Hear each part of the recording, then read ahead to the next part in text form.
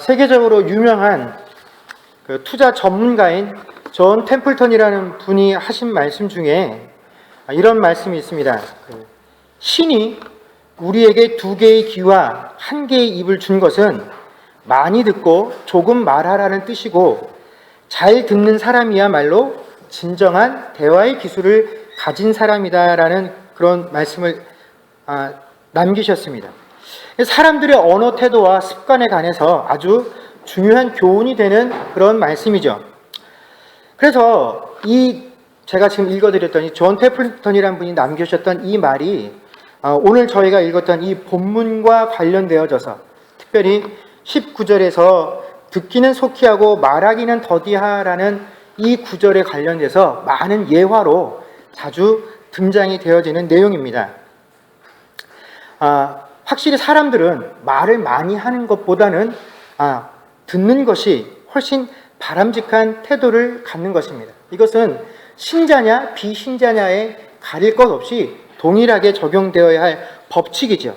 그런데 오늘 저희가 읽었던 본문 속에서 말씀하는 듣기는 속히 하고 말하기는 더디하라라는 이 구절은 우리가 성도들 간에 행해야 될 언어 습관이나 태도를 의미하는 것도 아니고, 또 성도들이 세상에 나가서 이야기할 때 그 일반 사람들의 눈에 비춰질 우리들의 언어 습관에 대해서 경고를 하는 것들이 아니라 하나님의 말씀을 대하는 태도에 관한 경고다라는 것입니다.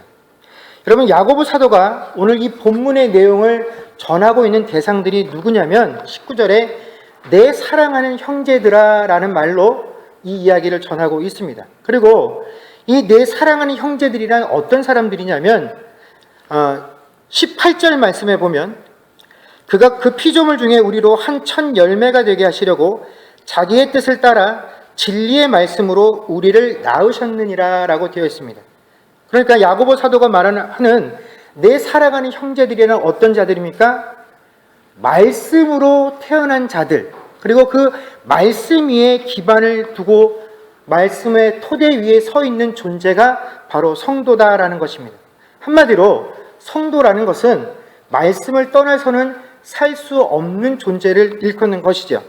그런데 만약 이 19절의 말씀이 정말로 하나님의 말씀을 대하는 태도와 관련된 내용이라고 한다면 우리에게는 한 가지 의문이 생기게 됩니다. 그게 뭐냐면 바로 그 뒤에 나오는 말하기는 더디하며 성내기도 더디하라라는 이 구절 때문에 그렇죠. 여러분, 성도들에게 있어서 하나님의 말씀이다라는 것은 듣기도 속히 해야 하지만 말을 하는 것에 있어서도 속히 해야 되는 것인 것만처럼 느껴지고, 또 우리가 이 하나님 말씀을 듣든지 말하든지 간에 이것이 도대체 성내는 것과 무슨 관련이 있을까? 하나님의 말씀과 우리가 성내는 것을 연관지어서 생각한다라는 하는 것은 뭔가 좀 불경건하고 신앙이 없는 사람처럼 볼 수 있기 때문에 그렇습니다. 그런데 오늘 본문에서 말하는 이 듣기를 속히 하라라는 그 의미는요, 들은 말씀에 대해서 반응을 빨리 하라라는 그런 의미입니다. 그리고 말하기를 더디하고 성내기를 더디하라는 것은 어떤 의미냐면 그 들은 말씀을 나에게 적용하라는 것이지, 나에게 적용할 때는 빨리 하는 것이지만 어떻게 해요? 남에게 적용하지 말라라는 것이 바로 말하기는 더디하고 성내기도 더디하라라는 의미입니다. 여러분, 유대인들은 원래 일찍이 하나님께로부터 율법을 수여받은 존재들이었습니다. 그런데 그 율법으로 자신들의 부족함을 그 율법에 비추어서 하나님 앞에서 자신들을 다듬는 그런 도구로 율법을 사용하는 것이 아니라 상대방의 허물을 드러내고 상대방을 공격하는 그런 무기로 이 율법을 사용했다라는 것이죠. 그래서 우리가 잘 아는 마태복음 7장 3절에서 4절 말씀을 보면요, 어찌하여 형제의 눈 속에 있는 티는 보고 내 눈 속에 있는 들보는 깨닫지 못하느냐? 보라, 내 눈 속에 들보가 있는데 어찌하여 형제에게 말하기를 나로 내 눈 속에 있는 티를 빼라 하라 하겠느냐? 이것이 바로 그 율법을 잘못 사용하고 있는 유대인들의 모습을 예수님께서 지적하신 내용입니다. 여러분, 진정으로 하나님의 말씀을 받은 사람들은요, 그 말씀으로 가장 먼저 자신의 삶을 돌아보는 자들입니다. 아니, 살펴야만 합니다. 그리고 그 하나님 말씀 앞에 자신을 비추게 되었을 때 그 하나님 말씀 앞에 선 사람들이 발견할 수 있는 건 뭐냐면 자신의 죄와 자신의 죄성 밖에는 발견할 것이 없다라는 것이죠. 그렇기 때문에 말씀 앞에서 진정으로 자신을 비추는 사람은 항상 자신의 부족함과 자신의 연약함을 깨닫기 때문에 안 낮아질래야 안 낮아질 수가 없고요, 안 겸손해질래야 안 겸손해질 수가 없다라는 것입니다. 그래서 함부로 누구의 잘못을 지적하거나 누구를 가르치려고 할 수가 없다라는 것입니다. 그런데 이 대부분의 사람들이 그 하나님의 말씀으로 자신을 들여다볼 때는 아주 관대하게 적용을 한다라는 것이죠. 그 하나님의 말씀이 나에게, 나의 삶에 적용이 되어질 때에는 항상 어떻게 해요? 나를 위로하고 내가 생각하고 내가 추진하는 것들을 확신을 주는 도구로 사용이 되어집니다. 그런데 바로 그 똑같은 말씀을 내가 아닌 다른 사람들에게 적용할 때는 얼마나 냉정하게 그 사람들을 판단하게 만드는지 모릅니다. 그냥 그 말씀에 비추어서 그 사람을 내 마음속으로 판단하는 정도가 아니라 그의 잘못을 속속들이 파헤쳐서 한마디로 그의 영혼에 상처를 남기는 데조차도 이 하나님의 말씀을 사용한다라는 것이죠. 여러분, 왜 하나님의 말씀이, 이 동일한 하나님의 말씀이 이렇게 이율배반적인 모습으로 신앙 공동체 안에 존재하게 될까요? 그것은 사람들이 이 하나님의 말씀으로 자신의 의를 드러내려 하기 때문에 이런 일들이 벌어진다라는 것입니다. 그리고 이 자신의 의를 드러내고자 하는 모습이 가장 마지막 단계, 그 결과가 무엇이냐면 바로 성냄이라는 것입니다. 여러분, 성을 낸다는 것, 화를 낸다라는 것, 분노한다라는 것 그 자체는 잘못된 것이 아닙니다. 왜냐하면 이 분노나 화나 성을 내는 것은 하나님께서 인간에게 주신 기본적인 감정이죠. 그래서 예수님께서도 성경을 보면 화를 내시고 분노하신 사건들이 여러 군데 그 장면들이 등장을 합니다.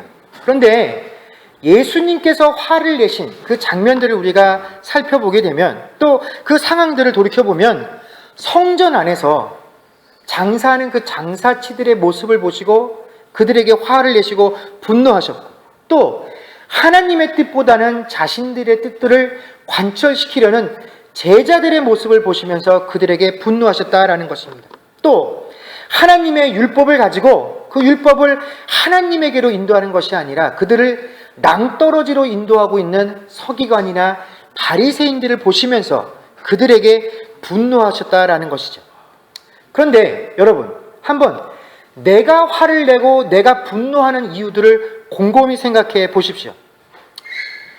아마 처음 결혼하셨을 때 한번 생각들을 해보시면, 여러분, 결혼한 신혼부부가 가장 많이 싸우는 내용이 뭡니까?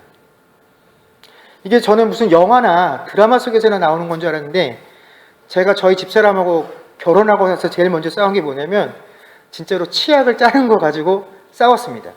그리고 수건을 개는 방법을 가지고 싸웠습니다. 그런데 왜 치약을 짜는 것하고 수건 개는 방법으로 우리가 싸우면서 화를 낼까요? 치약을 중간에서부터 짜면 그 치약 성분이 변질되어서 그 변질된 치약을 쓰게 될 때 우리가 이가 상하기 때문에, 이 건강 때문에 치약을 이렇게 짜라고 주장을 합니까? 아니죠. 우리가 수건을 개는 방법을 가지고 싸울 때 내가 원하는 방법이 아니라 당신의 방법대로 수건을 싸게 되면 이 나라의 범죄율이 올라가기 때문에 꼭 내 방법대로 싸야 됩니다. 그런 이유 때문에 내 방법을 고집하고 주장합니까? 그런 것 아니다라는 것입니다. 우리가 이런 사소한 문제로, 이런 삶의 문제들로 서로 분노하고 화를 내고 성을 내는 이유는 뭐냐면 딱 한 가지 이유 때문이라는 겁니다. 그가 내 의견을 받아들이지 않았기 때문에 화를 내는 겁니다. 중요한지 중요하지 않은 것인지, 옳은 것인지 그런 것인지 상관없이 그 사람이 내 의견을 받아줘서 그냥 해결이면 싸울 일이 없는데, 그 사람도 자기께 옳다라고 나도 내게 옳다라고 그 서로 다름을 가지고 우리가 의견의 충돌을 보기 때문에 서로 분노하고 화를 내게 된다라는 것입니다. 우리가 화를 내고 분노하는 그 대부분이 다 뭐냐면 옳고 그름의 문제가 가는 것들이 아니라 너하고 내가 서로 다르다라는 이유로 분노하고 화를 낸다라는 것이죠.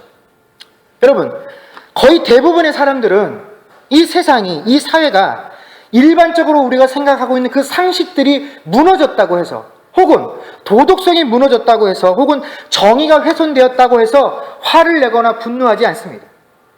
그런 일들이 아무리 많이 벌어지고 있어도 그것이 직접적으로 나에게 어떤 피해를 주지 아니하면 그냥 모른 척하고 넘어갑니다. 생각은 하지만 그것에 대해서 화를 내지는 않습니다. 그러나 여러분, 그런 일들이 아니라고 할지라도 누군가의 말이, 누군가의 행동이 직접적으로 나에게 내 유익에 해를 끼치게 되면, 내 자존심을 공격하면, 내 의견과 틀린 것을 주장하게 되면 우리는 얼마든지 분노하고 화를 내게 된다라는 것입니다.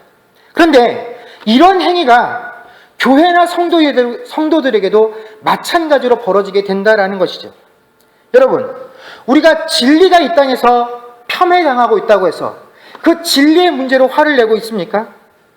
아니면 이 교회가 상업주의로 인해서 교권이 땅에 떨어지고, 이 교권이 땅에 떨어지는 모습들로 인해서 하나님의 거룩하심들이 가려진다고 해서 우리가 이것들로 화를 내고 있습니까? 그렇지 않다라는 것입니다. 교회가, 성도가 화를 내고 분노하는 그 대부분의 이 내용들은 너하고 나하고 생각이 다르다라는 것, 너의 의견과 나의 의견이 다르다라는 것으로 화를 낸다라는 것입니다. 그래서 무엇이 잘못되었는지, 성경이 우리에게 뭐라고 말씀해 주시는지에 대해서는 관심이 없다라는 것이죠. 그냥 내 자존심이 상했다라는 것, 내 의견이 무시당했다라는 것만이 화가 날 뿐이다라는 것입니다. 바로 이것이 예수님께서 분노하신 것과 우리들이 화를 내는 것의 차이점이다라는 것입니다. 여러분, 그래서 성경은 우리에게 사람이 성내는 것이 하나님의 의를 이루지 못합니다라고 말씀해주고 계십니다.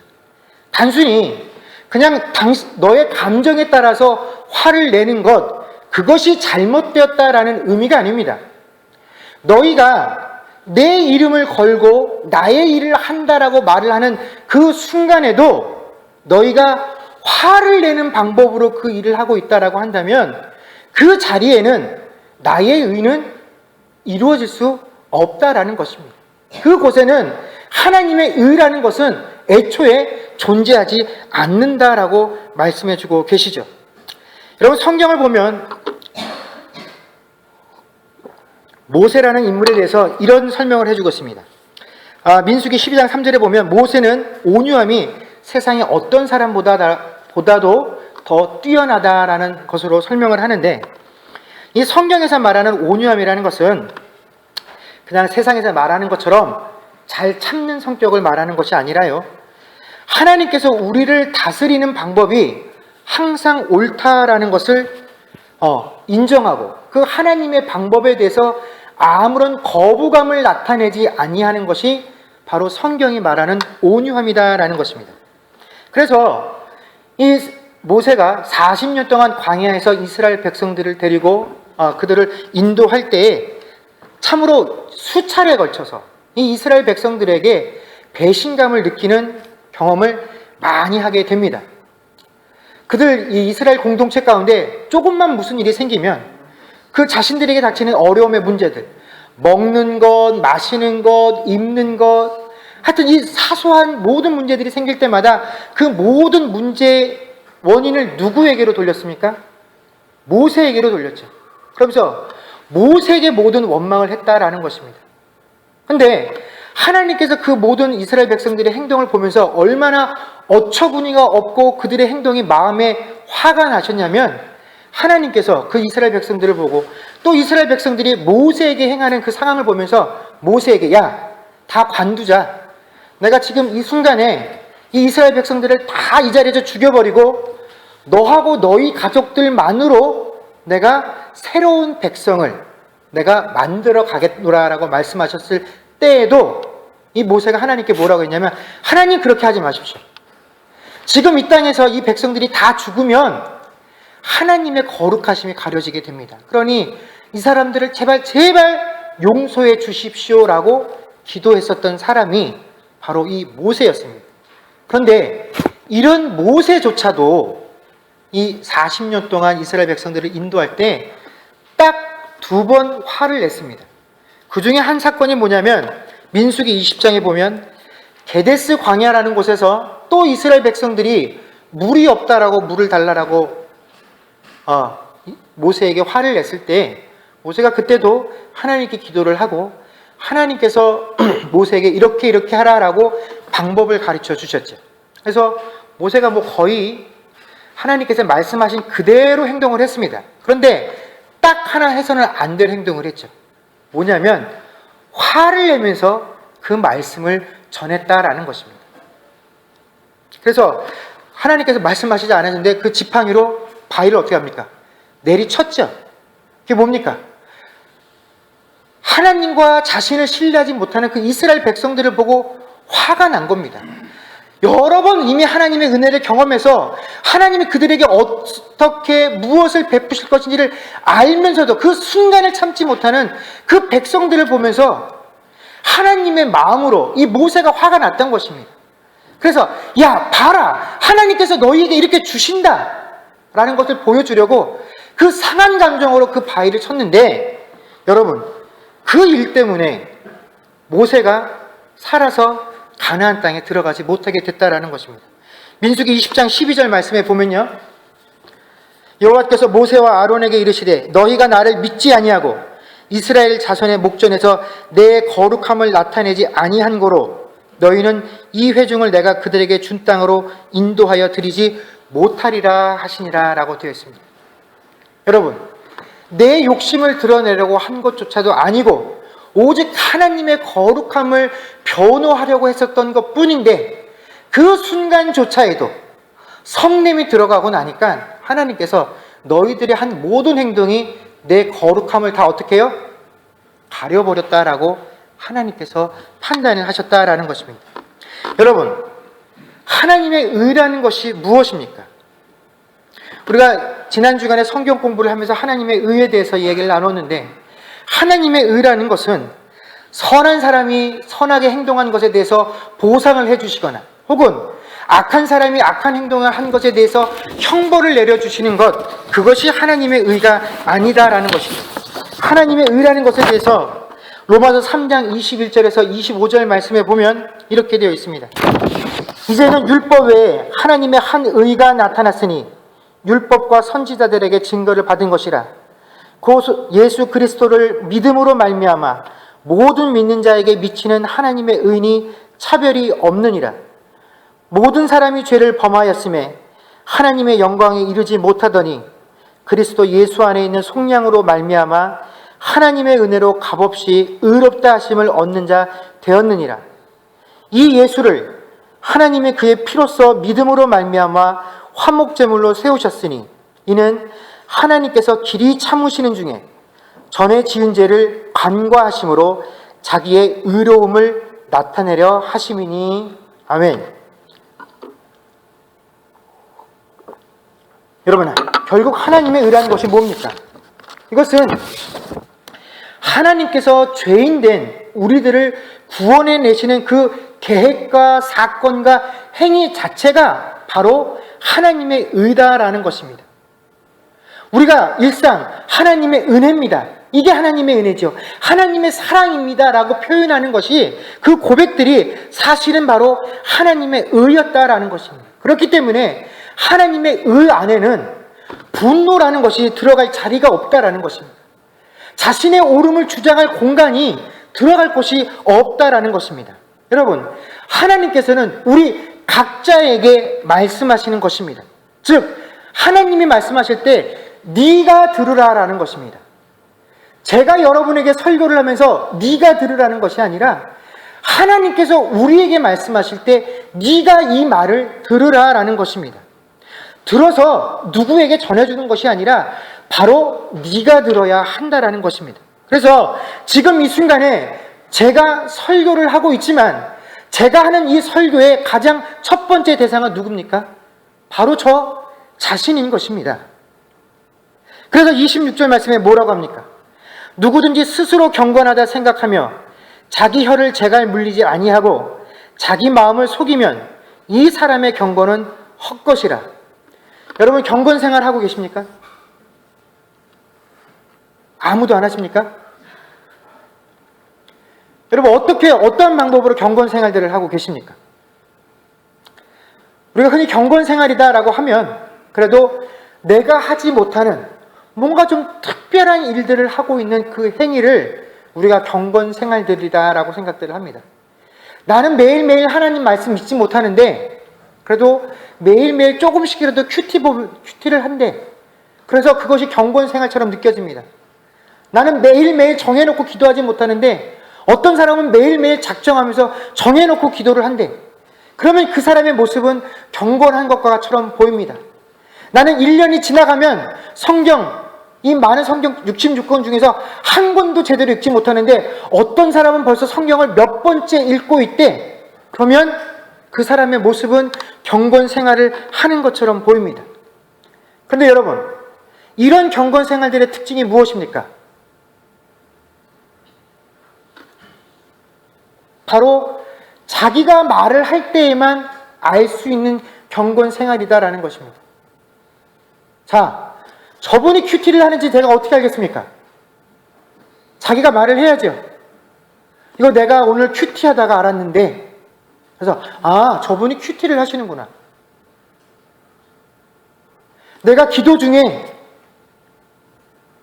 내가 작정 기도를 하고 있는데 이렇게 말을 해야 저분이 작정 기도를 하고 있구나 우리가 알 수 있고, 내가 지금 성경을 몇 번째 읽고 있는데 이렇게 말을 해야 우리가 저분이 성경을 지금 저분은 올해 들어서만 벌써 몇 번째 읽고 있구나 라는 사실을 알고 있다라는 것입니다. 그래서 본인 스스로 그것을 밝혀주지 않으면 우리가 알 수 없는 이것으로만 우리가 그 사람들의 경건의 모습들을 알 수가 있고 측정을 할 수 있다는 것이죠. 여러분, 물론 큐티를 하는 것이 큐티를 하지 않는 것보다 신앙에 도움이 됩니다. 여러분, 작정해서 기도를 하는 것은 분명히 우리 기도 습관에 유익이 되는 것들입니다. 여러분, 성경을 많이 읽는 것은요, 우리가 굉장히 신앙생활의 중요한 부분입니다. 그러나 큐티를 하는 것이 경건이 아니고, 작정해서 기도를 하는 것이 경건이 아니고, 성경을 많이 읽는 것 자체가 경건은 아니다라는 것입니다. 야고보 사도는 우리에게 경건이란 들은 말씀을 그대로 행하는 것이 경건이고, 그 사람이 정말로 경건한지 아닌지를 가장 잘 알 수 있는 첫 번째 증거가 뭐냐면 자기 혀에 재갈을 물렸느냐 그렇지 않느냐로 알 수 있다라고 말해주고 있습니다. 여러분, 재갈이 무엇입니까? 사람이 소리를 내거나 말을 하고 싶을 때 그 소리를 내지 못하게 하고 말을 하지 못하도록 그 입에 막는 그 물건, 그것이 바로 재갈입니다. 왜 야고보 사도가 경건을 이야기하면서 사람의 입에 재갈을 물리는 것, 그것을 경건의 가장 중요한 척도라고 이야기를 했을까요? 여러분, 우리에게 말씀하시는 분, 우리에게 가르치시는 분은, 그리고 우리에게 시키시는 분은 하나님 한 분이면 족하기 때문에 그렇다라는 것입니다. 여러분, 우리 모두는 그분께서 가르치시고 그분께서 지시하시는 것들을 듣고 행하는 인물들이 주어진 자들일 뿐이다라는 것입니다. 만약에 우리가 누군가를 가르쳐야 한다라고 한다면 우리는 오직 행함으로만 그 사람에게 가르칠 수 있다라는 것입니다. 야, 너 이거 들어서 이렇게 해. 너 매주 이렇게 해. 너 이거 뭐 해. 이런 권리가 우리에게는 없다라는 것입니다. 그 사람이 그렇게 하기를 원하십니까? 그러면 그것을 그 사람 앞에서 행하십시오. 오직 그것으로만 그 사람에게 가르칠 수 있다라는 것입니다.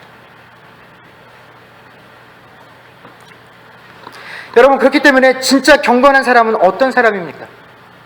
말하고 싶을 때, 또 내가 정말로 저 사람에게 이걸 꼭 말해야 된다라고 생각이 들었을 때 바로 그 순간에 자신의 혀에 재갈을 물릴 수 있는 사람이 바로 진짜 경건한 사람이다라는 것입니다. 그리고 그 순간에 내 입에 재갈을 물리고 하나님 앞에서 나 자신을 돌아보는 사람, 그 사람이 진짜 경건을 살고 있는 사람이다라는 것입니다. 그러면서 야고보 사도는 이렇게 듣는 것과 행함에 큰 간격이 있는 사람들, 즉 내가 들어서 알고 있는 그 말씀들을 나에게 적용하는 일에는 소홀하고 남을 가르치는 일에서 기쁨을 찾고 있는 사람들을 향해서 거듭해서 그런 사람들은 자기 자신을 속이는 사람이다라고 이야기를 하고 있습니다.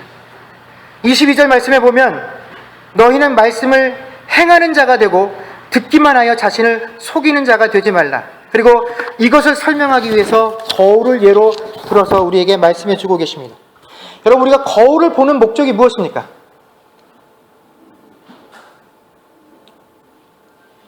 오늘도 아침에 나오기 전에 거울들 다 보고 나오셨잖아요.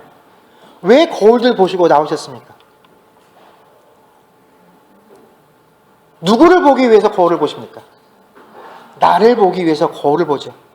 이 거울을 보면서 혹시 내 모양새가 뭔가 잘못된 것은 없는지, 어디 틀린 것은 없는지, 그 잘못되고 틀린 것들을 고치기 위해서 우리가 거울을 본다라는 것입니다. 그런데 여러분, 머리는 산발을 하고 입 옆에다가 바풀을 잔뜩 붙이고 그런 사람이 와서 나 오늘 아침에 거울을 보고 왔어 라고 말을 한다면 누가 그 사실을 믿겠습니까? 정말 우리가 그런 사람들이 나 거울 보고 왔다라고 하냐면 너 진짜 거울 본 적 있어? 너 진짜 오늘 아침에 거울 한번 제대로 보고 오기는 한 거야? 라고 되물어볼 수 없게 되었다라는 것입니다. 여러분, 자신의 모습이 잘못된 모습을 그대로 간직한 채 나와서 거울을 봤다라고 이야기를 하면 아무도 그 사실을 믿지 못할 것입니다. 정리할 것을 정리하고 틀린 것들을 옳게 고치고 잘못된 것을 바로 잡았을 때에라야 정말로 거울을 보고 왔다라고 사람들이 인정할 수 있다라는 것이죠. 그 잘못된 것을 보고 고치는 것, 그것이 바로 거울을 보는 목적입니다. 그런데 말씀을 제대로 본 사람들은 바로 이렇게 행한다라고 야고보 사도가 우리에게 말씀해 주고 계시죠.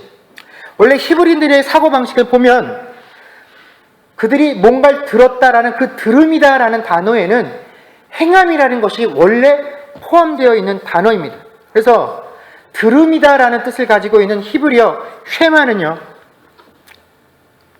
원래 이 샤마라는 동사에서 나온 명사형인데 이 샤마라는 동사가 원래 두 가지 뜻을 가지고 있습니다. 첫 번째는 듣는다라는 의미이고 두 번째는 순종하다라는 의미입니다. 그래서 그냥 듣기만 하는 것이 아니라 들어서 순종하는 것, 이것이 바로 들음의 진정한 의미다라는 것이죠. 그리고 우리나라에도 이 뜻을 가진 아주 좋은 말이 있습니다. 뭐냐면 청종이라는 단어가 바로 그런 뜻입니다. 듣고 행한다라는 의미가 청종이죠. 그런데 이 들음이라는 의미가 구약 성경에만 무려 36번이나 등장을 합니다. 우리가 하나님의 말씀을 들었다라고 할 때에는 당연히 이 행함이 포함이 되어 있는 것입니다. 그렇기 때문에 우리가 말씀을 행하지 못한 사람은 내가 그 말씀을 들었다라는 표현을 사용해서는 곤란하다라는 것이죠. 여러분, 우리가 흔히 예배 중에 말씀을 들을 때 또 찬양 중에 기도 중에 아멘이라는 말들을 자주 사용하십니다. 그 아멘의 뜻이 뭡니까? 네, 그렇습니다. 네, 저도 그렇게 하겠습니다. 라는 고백이 바로 이 아멘이라는 단어가 가지고 있는 뜻입니다. 그렇다면 우리가 말씀을 들을 때 대표 기도자가 나와서 대표할 때 그 기도의 내용 가운데 우리가 아멘이라고 고백을 했으면 분명히 그 내용에 우리의 삶 가운데 드러나야만 한다라는 것이죠. 그런데 우리의 신앙은 아멘은 있는데 그 아멘의 삶이 없다라는 것입니다. 바로 거기에서 우리 신앙의 가장 큰 불균형이 드러나게 된다라는 것이죠. 이제 말씀을 맺겠습니다. 여러분, 오늘 본문 25절은 우리에게 이렇게 말씀해주고 계십니다. 자유롭게 하는 온전한 율법을 들여다보고 있는 자는 듣고 잊어버리는 자가 아니요 실천하는 자니 이 사람은 그 행하는 일에 복을 받으리라.